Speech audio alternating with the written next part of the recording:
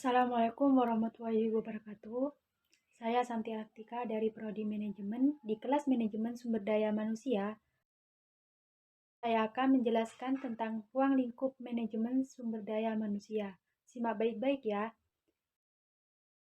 Subtopik yang kita bahas kali ini adalah 1. Pengertian manajemen sumber daya manusia. 2. Tujuan manajemen sumber daya manusia.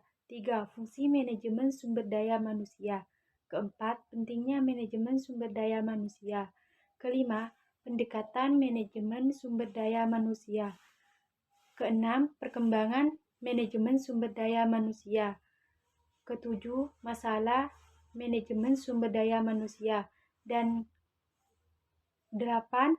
Tantangan manajemen sumber daya manusia. Selanjutnya, dalam menjalankan sebuah kegiatan, baik itu perusahaan, lembaga, organisasi, komunitas, atau lainnya, dibutuhkan sumber daya manusia yang kompeten dalam bidang masing-masing. Tak hanya itu, dalam menjalankan suatu kegiatan perusahaan juga perlu diperhatikan salah satunya adalah bagaimana manajemen sumber daya manusia tersebut agar kegiatan yang dijalankan baik dan mencapai hasil yang maksimal. Lalu apa yang dimaksud dengan manajemen SDM atau manajemen sumber daya manusia? Di sini saya akan membahas pengertian manajemen sumber daya manusia. Manajemen sumber daya manusia adalah pemanfaatan sejumlah individu secara efisien dan efektif, serta dapat digunakan secara maksimal untuk mencapai tujuan organisasi atau perusahaan. Dan tidak hanya itu, manajemen sumber daya manusia juga diartikan sebagai proses dan upaya untuk merekrut, mengembangkan, memotivasi, serta melakukan evaluasi secara menyeluruh terhadap sumber daya manusia yang dibutuhkan perusahaan dalam mencapai tujuan. Selanjutnya, tujuan manajemen sumber daya manusia. 1. Tujuan sosial. Tujuan sosial dari manajemen sumber daya manusia pada suatu organisasi adalah pertanggungjawaban secara sosial terhadap tantangan tenaga kerja perusahaan. Kedua, tujuan organisasional. Tujuan organisasional yang dimaksud adalah sasaran formal yang dibuat dan disusun dengan baik yang memiliki tingkat efektivitas yang tinggi. Ketiga, tujuan fungsional. Manajemen sumber daya manusia, perusahaan bertujuan untuk mempertahankan kontribusi elemen sumber daya manusia pada setiap bidang di perusahaan. Sumber daya manusia yang dimiliki perusahaan dipelihara dengan baik agar mereka memberikan kontribusi optimal untuk kelangsungan perusahaan. Keempat, tujuan pribadi atau individual. Setiap manajer, khususnya sumber daya manusia yang diberikan wewenang memperhatikan tujuan pribadi atau individu kepada sumber daya manusia. Tujuan pribadi harus diarahkan dengan tujuan organisasi secara keseluruhan untuk memudahkan mencapai tujuan organisasi. Selanjutnya, fungsi manajemen sumber daya manusia. Pertama, kepegawaian. Dengan adanya manajemen sumber daya manusia, maka akan terbentuk perencanaan yang baik terkait seleksi tenaga kerja yang disesuaikan dengan kebutuhan perusahaan. Kedua, evaluasi kinerja. Seorang manajer akan bertanggung jawab untuk melakukan evaluasi terhadap tenaga kerja. Ketiga, kompensasi. Manajemen sumber daya manusia juga berkaitan dengan koordinasi, pembesaran, kompensasi, dan reward untuk tenaga kerja. Keempat, pelatihan dan pengembangan. Manajemen sumber daya manusia yang mengatur hubungan tenaga kerja, hal tersebut berperan untuk memberikan pelatihan dan pengembangan yang baik terhadap anggota perusahaan. Kelima, riset personalia. Seorang manajer akan berusaha untuk meningkatkan keefektifan jalannya perusahaan melalui analisis terhadap permasalahan individu pekerja. Keenam, hubungan karyawan. Suatu bisnis atau perusahaan yang menerapkan manajemen sumber daya manusia dengan baik, maka dapat menghindari adanya permasalahan yang berkaitan dengan serikat pekerja. Ketujuh, keamanan dan kesehatan. Meskipun manajemen sumber daya manusia mengarah pada kepentingan untuk mengatur interaksi dengan tenaga kerja, namun dalam perannya juga harus mementingkan tentang kesehatan karyawan kerjanya.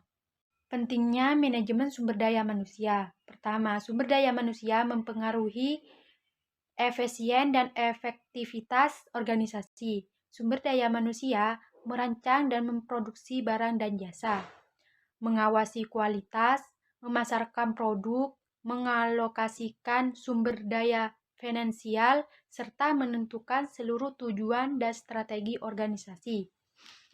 Kedua, sumber daya manusia merupakan pengeluaran utama organisasi dalam menjalankan bisnis manajemen sumber daya manusia.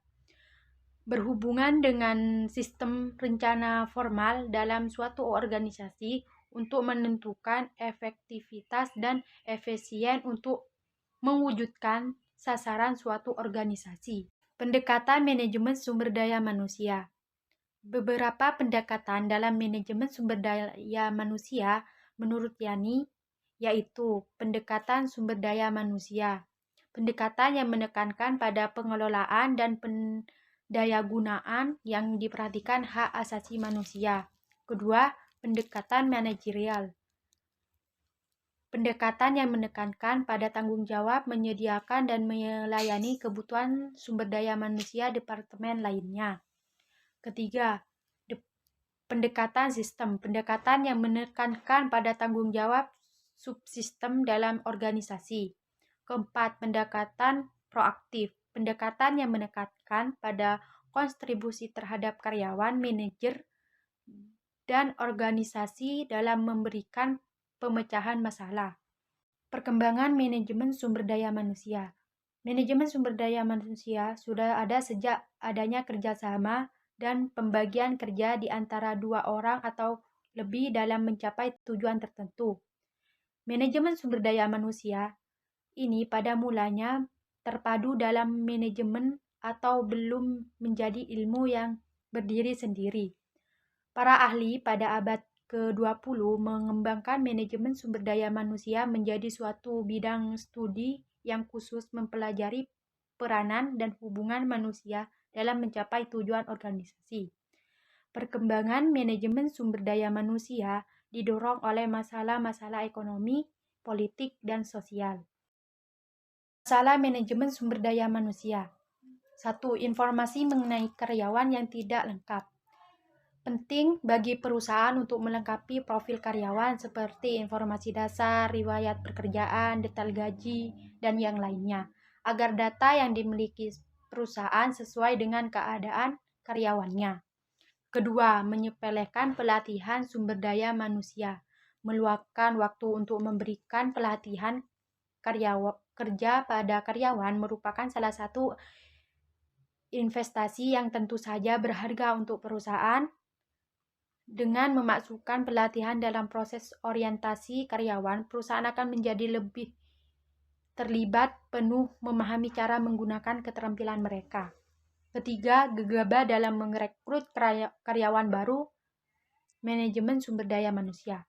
Proses perekrutan dan promosi yang tergesa-gesa dapat menyebabkan sejumlah masalah bagi perusahaan. Banyak yang harus dipertimbangkan sebelum tim HRD memutuskan untuk mencari karyawan baru untuk perusahaan. Tantangan manajemen sumber daya manusia. 1. Tantangan eksternal. Pertama, perubahan lingkungan bisnis yang cepat. Untuk keperluan tersebut, perusahaan dalam menghadapi perubahan lingkungan yang cepat perlu menempatkan kebijakan SDM seperti menghindari pengaruh negatif berupa perasaan tidak puas. Kedua, menghadapi perubahan yang harus menambah pembiayaan. Perusahaan harus berusaha mengatasinya. Kedua, globalisasi. Dari sudut manajemen sumber daya manusia, berarti mengharuskan dilakukannya usaha mengantisipasi, seperti perusahaan harus melakukan berusaha memiliki sumber daya manusia yang mampu mengatasi pengaruh perkembangan bisnis atau ekonomi. Ketiga, pengaruh pemerintah. Setiap perusahaan harus memiliki sumber daya manusia yang mampu membuat keputusan dan kebijakan dan bahkan melakukan operasional bisnis sesuai dengan peraturan perundang-undangan dari pemerintah. Keempat, perkembangan pekerjaan dan peranan keluarga. Semakin banyak pasangan suami istri yang bekerja, sehingga sering terjadi kesulitan untuk bertanggung jawab secara optimal. 5. Kekurangan tenaga kerja yang terampil.